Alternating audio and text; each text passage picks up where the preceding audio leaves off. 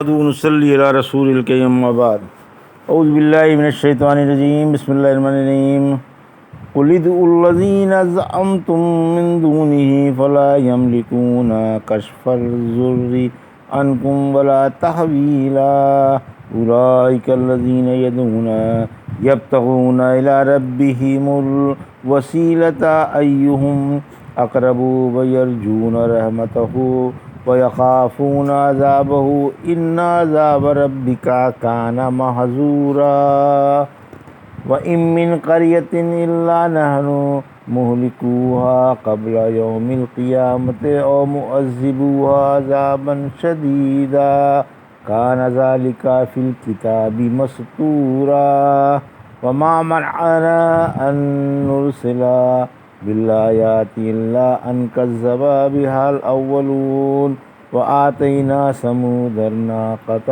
مبصرۃ فظلموا بها وما نرسل بالآیات الا تخویفا۔ ابھی آپ نے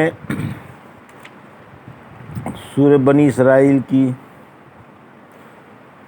آیت 56 سے 59 کی تلاوت سماعت فرمائی۔ ان آیتوں کا ترجمہ اور تفسیر اس طرح ہے: قُلِ ادْعُوا الَّذِينَ زَعَمْتُم مِّن دُونِهِ فَلَا يَمْلِكُونَ كَشْفَ الضُّرِّ عَنكُمْ وَلَا تَحْوِيلًا۔ آیت 56۔ اولئک الذین یدعون یبتغون الی ربہم الوسیلۃ ایہم اقرب ویرجون رحمتہ ویخافون عذابہ ان عذاب ربک کان محذورا۔ آیت 57۔ ترجمہ: آپ فرما دیں کہ تم جن غیروں کو اللہ کو چھوڑ کر معبود مانتے ہو انہیں پکارو، وہ تم سے نہ تو کوئی تکلیف ہی دور کر سکتے ہیں اور نہ اسے بدل ہی سکتے ہیں۔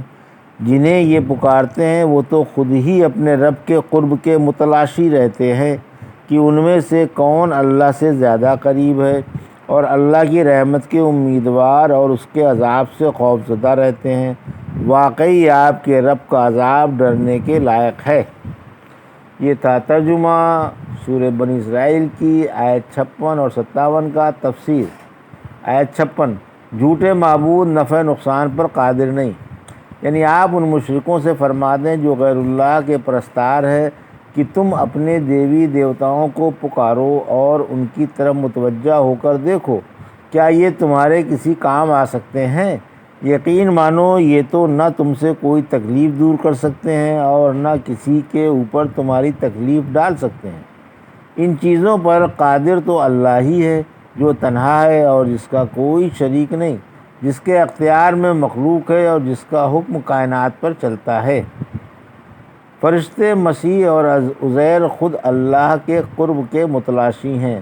مشرک کہتے ہیں کہ ہم فرشتوں کو، مسیح علیہ السلام کو اور عزیر علیہ السلام کو پوجتے ہیں، حالانکہ یہ خود اللہ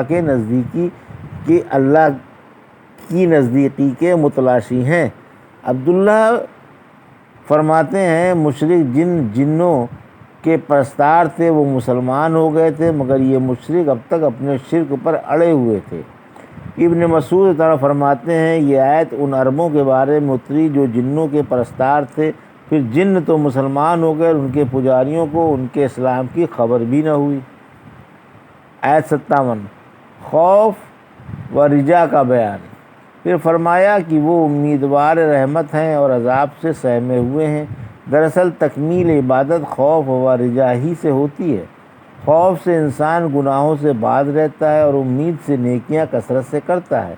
پھر فرمایا کہ آپ کے رب کا عذاب اسی لائق ہے کہ اس سے ڈرا جائے۔ اللہ سب مسلمانوں کو اپنے عذاب سے پناہ دے اور راقب الحروف کو بھی اپنی رحمت مغفرت میں چھپا لے، آمین یا رب العالمین۔ وَإِن مِّن قَرْيَةٍ إِلَّا نَحْنُ مُهْلِكُوهَا قَبْلَ يَوْمِ الْقِيَامَةِ أَوْ مُعَذِّبُوهَا عَذَابًا شَدِيدًا كَانَ ذَلِكَ فِي الْكِتَابِ مَسْطُورًا۔ یہ آیت 58۔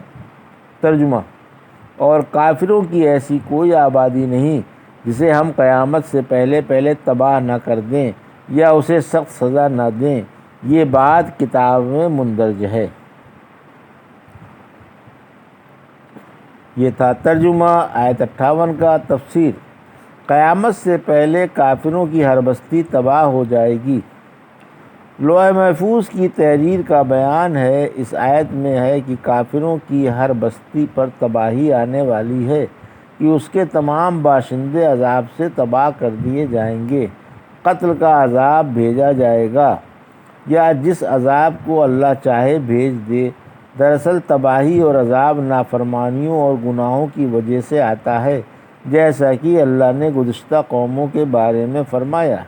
سورہ ہود کی آیت 101: ہم نے ان پر ظلم نہیں کیا لیکن انہوں نے اپنے اوپر خود ہی ظلم کیا۔ سورہ طلاق آیت 9: غرض یہ کہ انہوں نے اپنے عملوں کا وبال چکھ لیا اور ان کا انجام کار نقصان ہی ہوا۔ وما منعنا ان نرسل بالآیات الا ان کذب بها الاولون وآتینا ثمود الناقة مبصرة فظلموا بها وما نرسل بالآیات الا تخویفا۔ آیت 59۔ ترجمہ: ہمیں معجزے بھیجنے سے اسی بات نے روکا کہ انہیں پہلے لوگوں نے جھٹلا دیا تھا۔ ہم نے سمودیوں کو نشانی کے طور پر اونٹنی دی مگر انہوں نے اس پر ظلم توڑا۔ ہم ڈرانے ہی کے لیے نشانیاں بھیجتے ہیں۔ یہ تھا ترجمہ آیت 59 کا۔ تفسیر: آیت 59: حسب خواہش معجزوں کا مطالبہ۔ مکے کے مشرکوں نے رحمت عالم صلی اللہ علیہ وسلم سے کہا کہ آپ فرماتے ہیں کہ مجھ سے پہلے بہت سے نبی گزرے ہیں، کسی کے تابع ہوا تھی اور کوئی مردے زندہ کر دیتا تھا۔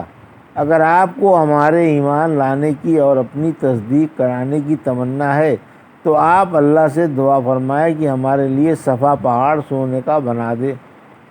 اس پر آپ کے پاس آسمان سے وحی آئی کہ میں ان لوگوں کی باتوں کو سن چکا ہوں، اگر آپ چاہیں تو ہم ان کی مرضی کے مطابق صفا کو سونا بنا دیں گے، لیکن اگر یہ پھر بھی ایمان نہیں لائے تو عذاب اتر آئے گا، کیونکہ نشانی اتر آنے کے بعد مہلت کا وقت ختم ہو جاتا ہے، اور اگر آپ کو تاخیر و موقع دینا منظور ہو تو ہم ایسا کریں اور انہیں سوچنے کا موقع دے دیں۔ آپ نے فرمایا کہ اے رب انہیں سوچنے کا موقع عطا فرما۔ اسی وجہ سے اللہ نے یہاں فرمایا کہ معجزے بھیجنے میں ہمیں بہرز اس کے کوئی رکاوٹ نہیں کہ معجزہ آ جانے پر تم اسے جھٹلاؤ گے اور تم پر عذاب آ جائے گا۔ معجزہ لے آنا تو ہمارے لیے بہت ہی آسان ہے، مگر پہلے لوگوں نے پہلے معجزے مانگے، پھر جب معجزے آ گئے تو انہوں نے ان کو جھٹلا دیا اور ان پر ہمارا عذاب حسب دستور آ گیا، جس سے وہ ہلاک ہو گئے۔ سورہ مائدہ کی آیت 115 میں فرمایا، اللہ نے فرمایا میں تم پر خواہاں نعمت اتارنے والا ہوں، لیکن تم میں سے جس نے اس کے بعد کفر کیا تو میں اسے ایسا عذاب دوں گا کہ دنیا میں آج تک کسی کو ایسا عذاب نہ ہوا ہوگا۔ اللہ نے سمودیوں سے، جبکہ ان کے سوال کے مطابق صالح علیہ السلام کی دعا سے ایک معین چٹان سے ایک اونٹنی پیدا ہوئی، پھر جب انہوں نے اس پر ظلم کیا، اللہ کی نافرمانی کی، اس کے رسول کو جھٹلایا اور اونٹنی کو قتل کر ڈالا۔ سورہ ہود کی آیت 56: 3 دن اپنے اپنے گھروں میں اور فائدہ اٹھا لو، یہ وعدہ خلاف ہونے والا نہیں۔ یہاں فرمایا کہ ہم نے سمودیوں کو بطور نشانی کے اونٹنی دی لیکن انہوں نے اس پر ظلم توڑا، یعنی اس نشانی سے خالق کی یکتائی اور رسول کی سچائی پہچانی جاتی تھی، لیکن انہوں نے رب کی اس نعمت کی ناشکری کی اور اونٹنی کو پانی نہیں پینے دیا اور اسے قتل کر ڈالا۔ آخر کار اللہ نے ان سے انتقام لیا اور سب کو تباہ کر ڈالا۔